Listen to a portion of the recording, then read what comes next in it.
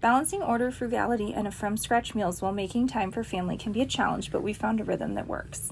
If anyone tells you that perfect balance exists in any life, stop listening to them. It's always a struggle. My name is Marissa, and this is how we keep it together.